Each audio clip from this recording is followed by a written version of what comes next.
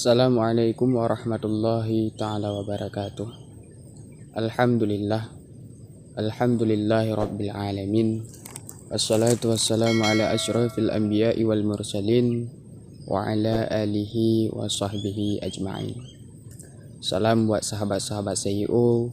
Semoga Allah melimpahkan karunia-Nya, rahmat-Nya, dan semoga Allah memudahkan rezeki kita dan memudahkan segala urusan baik di dunia maupun di akhirat kelak.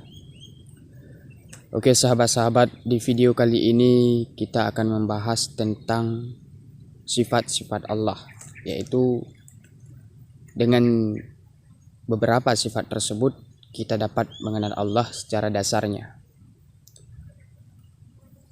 Baik sahabat-sahabat, Allah menciptakan kita di dunia ini tidak lain dan tidak bukan hanya untuk menyembahnya. Ma khalaqtul jinna wal insa illa liya'budun, kata Allah. Tidak aku ciptakan jin dan manusia kecuali hanya untuk menyembahku. Itu yang dikatakan Allah. Nah, yang jadi permasalahannya sekarang adalah bagaimana kita akan menyembah Allah sedangkan kita tidak mengenal Allah. Bagaimana kita akan meminta kepada Allah sedangkan kita tidak mengenal siapa itu Allah. Nah, di video ini kita akan membahas cara mengenal Allah, yaitu dengan mengenal sifat-sifatnya Allah, sifat yang wajib ada pada Allah. Karena segala hal ibadah kita tidak akan sah jika kita tidak mengenal Allah. Karena sabda Rasulullah SAW, awaluddin ma'rifatullah, awal-awal agama itu mengenal Allah.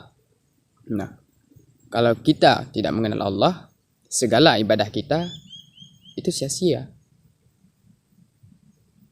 Jadi capek-capek aja sholat, puasa, nah lapar, sedekah, Allah tidak kenal, ya semuanya sia-sia gitu. Nah, sebelum masuk dalam pembahasannya, bagi sahabat-sahabat yang belum subscribe, silahkan subscribe dulu channel ini dan tinggalkan like dan komen dan share sebanyak-banyaknya agar teman-teman kita yang tidak mengetahui tentang sifat-sifat Allah dapat belajar bersama kita di dalam channel ini. Nah, sekarang kita memasuki dalam pembahasannya setelah yang satu ini. Yang perlu kita ingat, jangan pernah beribadah kita seperti orang yang berniaga, yaitu beribadah hanya untuk mengharap balasan. Dan jangan pula beribadah seperti budak yang mereka beribadah hanya karena takut nerakanya Allah. Tapi beribadahlah kamu seperti layaknya orang merdeka, karena ibadah seperti itu hanya semata-mata karena Allah, bukan karena makhluk. Dikarenakan selamanya kamu tidak akan pernah menjadi hamba yang merdeka jika ibadahmu masih bukan karena Allah. Inilah sifat-sifat yang wajib dan yang mustahil beserta dalilnya yang ada pada Allah Subhanahu wa Ta'ala. Yang pertama, Allah bersifat dengan sifat wujud, artinya ada. Dan yang mustahil bagi Allah itu sifat adam, artinya tiada. Nah, untuk dalil Allah Ta'ala itu ada, yaitu Allahul ladzi khalaqas samawati wal arda wa ma bainahuma, yang artinya Allah telah menciptakan langit dan bumi dan barang-barang di antara keduanya. Yang kedua, Allah bersifat dengan sifat qidam, yaitu sedia. Nah, sifat yang mustahil bagi Allah yaitu hudus, artinya baru. Dalilnya Allah Ta'ala sedia, adapun dalilnya Allah Ta'ala qidam, yaitu huwal awwalu wal akhiru. Dianya Allah yang awal yang tiada permulaan, dan dianya pula yang akhir yang tiada berkesudahan. Yang ketiga, Allah bersifat dengan sifat baqa, dan yang mustahil bagi Allah itu sifat fana. Dalilnya Allah Ta'ala bersifat baqa, yaitu wa yabqa wajhu rabbika dzul jalali wal ikram. Yang keempat, Allah bersifat dengan sifat mukhalafatuhu lil hawadis, dan yang mustahil bagi Allah yaitu sifat mumassalatuhu lil hawadis. Dalilnya Allah Ta'ala bersifat dengan sifat mukhalafatuhu lil hawadis, yaitu laisa kamislihi syai'un. Dan yang kelima, Allah bersifat dengan sifat qiyamuhu binafsi, Dan yang mustahil bagi Allah yaitu bersifat alla yakuna qa'iman binafsi. Dalilnya Allah Ta'ala bersifat dengan qiyamuhu binafsi, yaitu innallaha la ghaniyul 'anil 'alamin. Yang keenam, Allah bersifat dengan sifat wahdaniyah, dan yang mustahil bagi Allah yaitu bersifat ta'addud. Nah, untuk dalil Allah bersifat dengan sifat wahdaniyah yaitu qul huwallahu ahad. Yang ketujuh, Allah bersifat dengan sifat qudrah, dan yang mustahil bagi Allah itu bersifat ajaz. Untuk dalil Allah bersifat dengan sifat qudrah yaitu innallaha ala kulli syai'in qadir. Yang kedelapan, Allah bersifat dengan sifat iradah, dan yang mustahil bagi Allah yaitu sifat karahah. Nah, untuk dalil Allah bersifat dengan sifat iradah yaitu fa'alul lima yurid. Yang kesembilan, Allah bersifat dengan sifat ilmu, dan yang mustahil bagi Allah itu bersifat jahlun, dan dalilnya Allah Ta'ala bersifat ilmu yaitu Allahu bikulli syai'in alim. Yang kesepuluh, Allah bersifat dengan sifat hayat, yang mustahil bagi Allah yaitu bersifat mautu. Nah, untuk dalil Allah Ta'ala bersifat hayat yaitu wa tawakkal ala hayyil ladzi la yamutu. Yang ke-11, Allah bersifat dengan sifat sama, dan yang mustahil bagi Allah itu bersifat samamon. Dan dalilnya Allah Ta'ala bersifat dengan sifat sama yaitu laqad sami Allah. Yang ke-12, Allah bersifat dengan sifat basar, dan yang mustahil bagi Allah yaitu bersifat ama.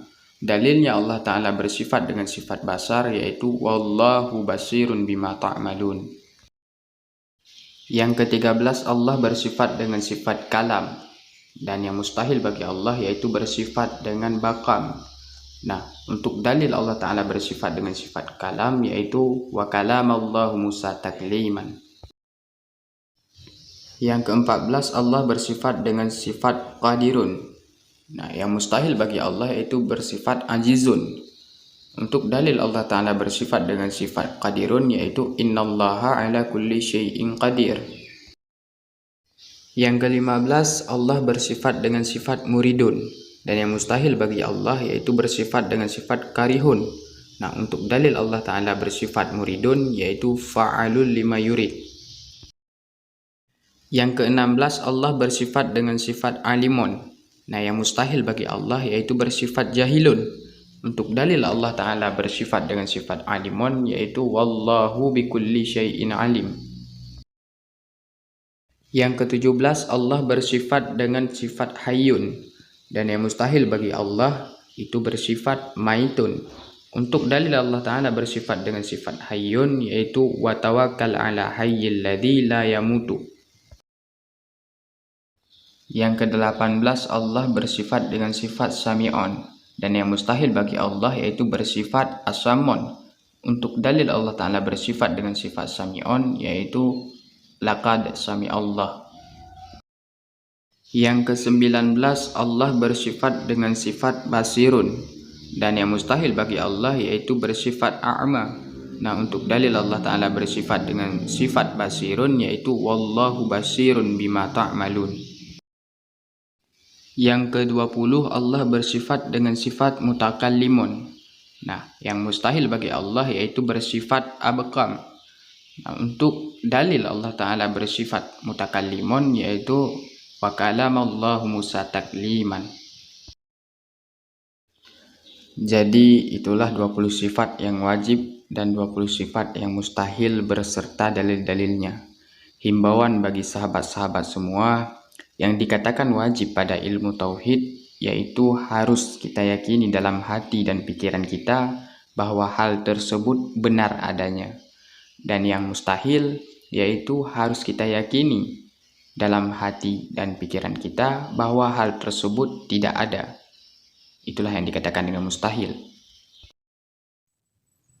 Oke, sahabat-sahabat, itulah sifat-sifat Allah yang wajib kita ketahui.